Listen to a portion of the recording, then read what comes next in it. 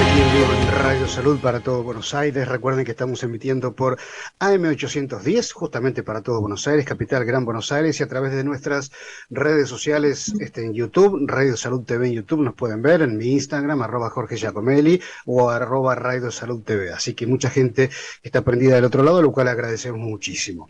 Bueno, seguimos aquí en vivo. Estoy en comunicación con la doctora Mayra Franco, quien es médica especialista en endocrinología, médica del servicio de endocrinología del Hospital General San Martín de la Plata. Doctora, buen día, ¿cómo le va? ¿Qué tal? Buen día, Jorge. ¿Cómo estás? Gracias por la invitación. Por favor, gracias a usted, gracias por atendernos. Bueno, vamos a conversar acerca de este apasionante mundo que son las tiroides, y la sintomatología. En este caso hemos optado por conversar acerca del hipotiroidismo, y cuál es su sintomatología. En principio, doctora, ¿qué son las tiroides? Parece una preguntonta, pero mucha gente dice las tiroides. Antiguamente se operaban, se sacaban, o son las amígdalas, mucha confusión, el bocio, tanto que, y cómo controlan nuestro cuerpo, ¿no? Tal cual.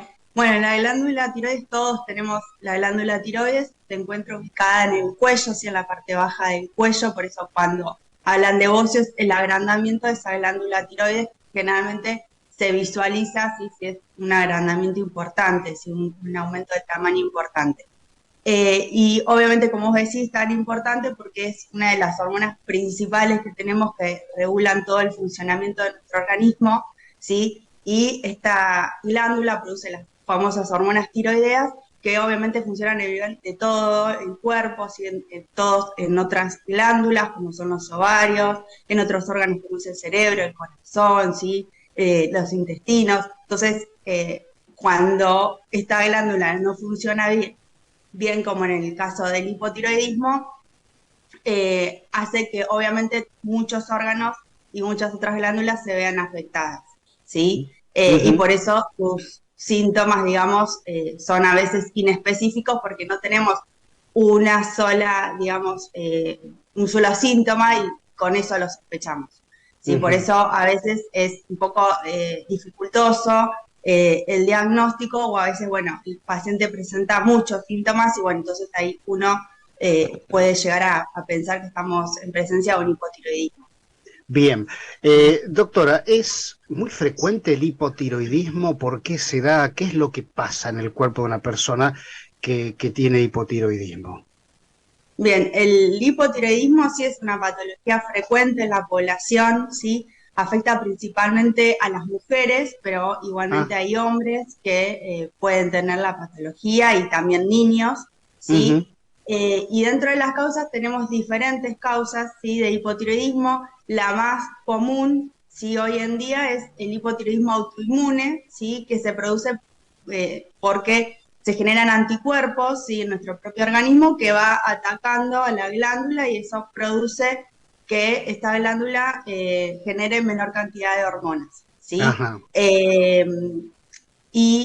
Otra causa, por ejemplo, puede ser, como vos mencionabas, que haya habido una operación previa, ¿sí? Que sería una causa posquirúrgica. Después también está en los niños el hipotiroidismo congénito, que ya es algo de nacimiento, ¿sí? Por una alteración en la formación de la glándula tiroides. Bueno, el más habitual que habitualmente diagnosticamos es el hipotiroidismo autoinmune, que generalmente tiene también una base genética, ¿sí? Una Ujú. predisposición, como nosotros llamamos, familiar. Entonces, si hay en la familia alguien que tenga hipotiroidismo, es muy probable que algún otro familiar, ya sea madre, hijo, padre, dentro de la descendencia abuelos, digamos, que haya Ujú. probabilidad de que puedan llegar a aparecer ese hipotiroidismo a lo largo de la vida. No a todos se les diagnostica a la misma edad. Ahora, doctora Franco, señales de alerta. Bien, usted decía que no necesariamente una persona tiene que nacer con una alteración en su tiroides, sino que uno puede llegar a desarrollar esta patología a lo largo de la vida. Señales de alerta. Bien, para tener en cuenta, como mencionaba antes, como son síntomas inespecíficos y bueno, generalmente aparece en la mujer habitualmente consulta en forma temprana, digamos, por así Mm. decirlo, es algo ya conocido. Los síntomas generalmente que se manifiestan son el cansancio, ¿sí? La caída del cabello, generalmente es más abundante de la pérdida habitual que uno puede tener, digamos, con los cambios estacionales o con el estrés. Lo que son digamos, la debilidad en las uñas, o que se quiebran más fácil las uñas, ¿sí? O no crezcan bien. También otro síntoma que refieren es el aumento de peso, ¿sí? Ujú. Generalmente se estima entre 4 o 5 kilos, pero bueno, es a veces con digamos, la cronicidad de la patología, digamos, el no diagnóstico puede ser que haya un aumento mayor de peso, Y no ¿sí? poder Y a veces, bajarlos.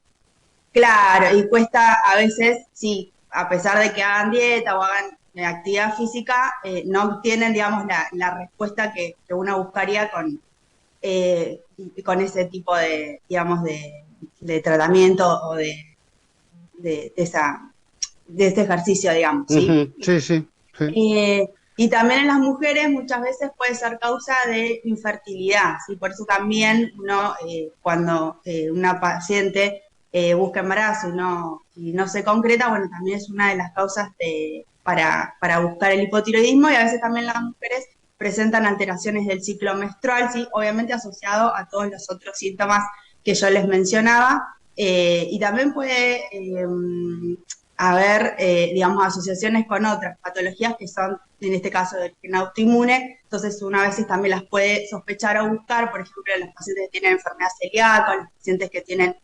psoriasis, ¿sí? Ujú. Pacientes a veces que tienen síndrome de Down, ¿sí? Son patologías que uno a veces las busca también asociadas porque sabe que hay alta prevalencia en la aparición de ambas. Depresión, Depresión también es otra causa, ¿sí? No es, digamos, un síntoma habitual digamos, cuando uno tiene un paciente con depresión, no es lo primero que va a pensar el hipotiroidismo, pero sí hay que descartarlo en se los pacientes, y estudia. además, claro, habría que descartarlo. Además, se sabe que con el inicio del tratamiento, si además el paciente tiene hipotiroidismo y uno lo trata, mejora también, digamos, el tratamiento, digamos, psiquiátrico que se empleó, ¿sí?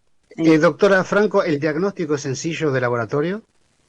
Sí, el diagnóstico se hace por análisis de sangre, sí se pide el perfil hormonal tiroideo, ¿sí? Siempre digamos, es la famosa TSH que se conoce del laboratorio, Ujú. y en caso de que esto de alterado, siempre lo más importante, y que yo siempre les comento a los pacientes, es que hay que reiterar, ¿sí? el laboratorio, porque a veces esos valores que se miden pueden sufrir alteraciones, ya sea por el análisis de laboratorio, porque el paciente tuvo alguna situación de enfermedad o de estrés, y siempre es necesario confirmar eso, ¿sí? A partir de ahí, una vez diagnosticado el paciente, empieza un camino distinto, como cuando a alguien le diagnostican diabetes, supongamos, ¿no? Digo, ahí empieza un camino con medicación y, a ver, dicho vulgarmente, se encarrila un poquito el estilo de vida, la vida, cambian los estilos de vida. ¿Qué pasa a partir del diagnóstico? No, y a partir del diagnóstico, sí, uno, por eso decía de repetirlo para confirmar, y si se confirma el hipotiroidismo, si se inicia un tratamiento, sí, que El es con hiper, una ¿no? El medicación, hipo. No, el el hipotiroidismo. hipo. Ahí está, sí. Ahí está, escuché mal Eh, yo. No, está bien. El hipotiroidismo se inicia un tratamiento, sí, con medicación, que es la famosa levotiroxina, sí, que es una medicación que lo que tiene, digamos, más engorroso es la toma en ayunas matinal, y que hay que tener en cuenta algunas condicionantes en el momento del desayuno o algunas interferencias con otros medicamentos. Ujú. Y después, generalmente, digamos, no, digamos, es un seguimiento para el paciente, no es tan engorroso, pero obviamente, como todo, cuando uno nos informa que tenemos una enfermedad, obviamente depende de cada paciente cómo toma esa noticia, por así decirlo. Pero bueno, tal vez no sea tan complejo como, por ejemplo, como pusiste el ejemplo de la diabetes, en el seguimiento, que generalmente son cada 3 o cada 6 meses, dependiendo de cómo evoluciona el tratamiento con la medicación. Y obviamente es todo, con la medicación, todos esos síntomas iniciales van mejorando hasta que obviamente se obtiene la dosis que es necesaria para ese paciente, y el tratamiento obviamente como hoy en día es individualizado, ¿sí? Ah, bueno, no es cuestión de, no hay una, o sea, la medicación se sabe cuál es, obviamente, pero ¿usted se refiere a las dosis para cada paciente? Claro, tal cual. Ah, bueno, no sabía eso, no sabía eso. O Sí, sí. sea, no digo, no pensé, pensé que era el comprimido de tantos miligramos para todos por igual, no es así entonces. No es así, no. Existen un amplio abanico Ah, de dosis y muchas veces hasta se pueden combinar las dosis unos días y otros días otras porque cada paciente hay que individualizar el tratamiento a lo que necesita esa persona. eso es, a ver, eso es a criterio, obviamente criterio médico, pero digo, va, como yo decía anteriormente, ¿no? Va enderezando un poco los síntomas que provoca, qué sé yo, el aumento de peso, o el estado de ánimo, o la caída del pelo, todo ese tipo de cosas los va más o menos normalizando, digamos, la medicación. Claro, sí, sí, obviamente con el tiempo la mayoría de esos síntomas sí, sí van mejorando y bueno, a veces también hay que evaluar si esos síntomas no son debidos, por ejemplo, a alguna otra patología o una otra alteración que pueda llegar a haber que no sea debido al hipotiroidismo o si realmente están asociados a esto y bueno, tal vez haya que tomar alguna otra medida, digamos, en cuanto a la medicación o evaluar. ¿Sí? Ujú. Eh, Ahora, doctora, pero usted decía que es una patología frecuente. Eh, Algo dijo usted al principio con respecto a las causas. Me quedé pensando, ¿no? ¿Por qué debería ser tan frecuente? Hoy en día la medicina se está abriendo muchísimo a un montón de cuestiones que antes mucho no se hablaba o no se las consideraba causa de muchas patologías y obviamente que no estamos exentos de las causas de la alteración en las tiroides, ¿no? Hoy se habla mucho más de las causas, ¿no? tal cual, sí, sí. Por eso, digamos, ahora actualmente es mucho más frecuente porque también los médicos los buscamos más y los Claro. pacientes también están informados y entonces también consultan más. A nivel de lo que es bioquímica, también es ahora una medición sencilla que antes habitualmente no lo hacían todos los laboratorios, entonces tal vez solicitarlo también era más complicado y los médicos no lo pedían tan frecuentemente, digamos, ¿sí? Ujú. Esas mediciones. Y bueno, como te decía, el paciente ahora que está informado y bueno, la idea también de utilizar este espacio es para eso, para que consulten, ¿sí? Y para informar de esta patología que existe y que es frecuente y sobre todo en la mujer, ¿sí? Sobre todo en la mujer.